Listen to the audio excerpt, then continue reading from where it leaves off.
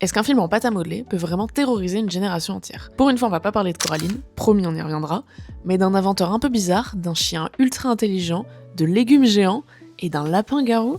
Moi, quand j'ai vu Wallace et Gromit pour la première fois, j'ai été terrorisée. Alors Wallace et Gromit, le mystère du lapin-garou, c'est quoi? C'est le premier long métrage réalisé en 2025 du studio Aardman et réalisé par Nick Park et Steve Box. Ce studio il est connu pour une technique d'animation très particulière, la stop motion. La stop motion, c'est une technique d'animation où on photographie des figurines ou objets physiques en déplaçant très légèrement les personnages entre chaque image. Résultat, on a une animation artisanale, texturée et palpable. L'inconvénient, c'est que c'est une technique ultra chronophage. Et c'est un peu ça, la magie des studios Aardman, tout est réalisé à la main. Et donc, pourquoi le film il fait peur? Parce qu'on va retrouver les codes de l'horreur ultra classiques. La musique flippante, les ombres immenses et la transformation façon film de monstre. Sauf que tout ça, le film il le fait avec un lapin qui détruit des potagers sous la lune. Et franchement, quand tu vois le film enfant, c'est terrorisant, parce que le film il assume à fond son propos, son suspense, mais aussi son second degré, son humour. Et c'est ça qui est fun à regarder, en plus de la qualité technique indéniable. Wallace et Gromit, c'est un film qui est devenu culte, qui a marqué une génération entière et qui fait encore parler de lui aujourd'hui. Et ça peut se prouver assez facilement avec la sortie sur Netflix récemment du second opus, en 2024, 19 ans après la sortie du premier film.